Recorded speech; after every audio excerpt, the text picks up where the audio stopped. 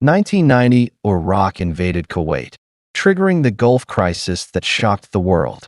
By January 1991, after 5 months of rising tension, the crisis escalated into the Gulf War. A U.S.-led multinational coalition launched large-scale military strikes against Iraq. Although Israel shared no border with Iraq, the entire country watched the developments with deep concern.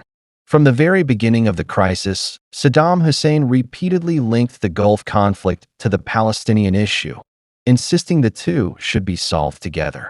He even threatened that if the U.S. attacked Iraq, he would use chemical weapons to wipe out half of Israel.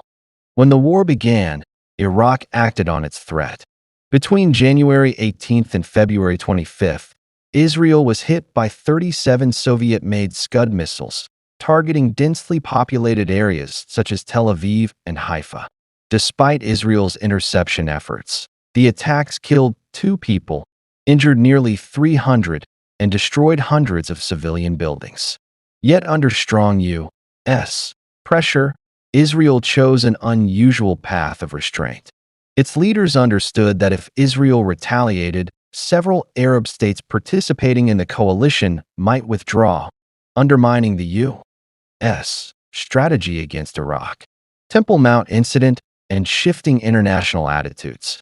During the crisis, tensions inside Israel also flared.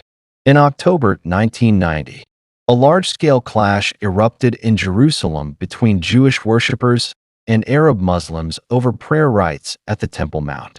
Israeli security forces opened fire, killing 22 Arabs and injuring more than 150. The incident, later known as the Temple Mount Massacre, drew sharp international condemnation. Even the United States supported 2 UN Security Council resolutions criticizing Israel. But just a few months later, Israel's restraint during the Iraqi missile attacks dramatically improved its global image. The U.S. significantly increased military aid and canceled $4.5 billion of Israeli debt. The European community also provided more than $300 million in emergency humanitarian assistance. Strategic outcomes of the war. The war's outcome largely aligned with Israel's strategic interests. Iraq, a major radical force, suffered a devastating blow. Egypt and other moderate Arab states gained influence. The Arab world became fragmented, making anti-Israel unity unlikely. The U.S. emerged as the dominant power in the Middle East. Soviet influence in the region collapsed. However, the war also created a political challenge for Israel's ruling Likud party. The Palestinian issue returned to the center of international attention. A new world order and U.S. pressure. With the Gulf War ending and the Cold War over, the global order changed dramatically. The United States became the sole superpower and adjusted its Middle East policy accordingly. Its goal was clear: use the post-war environment to establish a U.S.-led regional security system and push forward Arab-Israeli peace talks.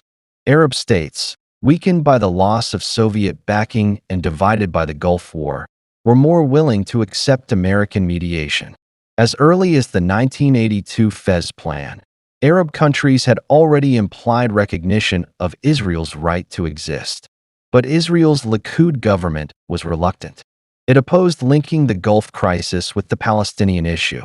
It rejected UN Resolutions 242 and 338 as negotiating foundations. It refused the Land for Peace formula, proposing instead peace for peace. It refused to halt settlement construction in the occupied territories. This created significant obstacles to negotiations. Growing peace movement within Israel. Inside Israel, public sentiment was shifting. Surveys in 1991 showed a majority of Israelis supported participating in peace talks. At the same time, U.S. pressure increased. Washington linked Israel's request for $10 billion in loan guarantees, needed to absorb the massive influx of Soviet Jewish immigrants, to Israel's participation in the peace process. Under this dual pressure, the Shamir government reluctantly agreed. On October 20th, The Israeli cabinet voted to attend the peace conference. On October 30th, 1991, the Madrid Conference, the first comprehensive Middle East peace conference, officially opened, co-chaired by U.S. President George H.W. Bush and Soviet President Mikhail Gorbachev.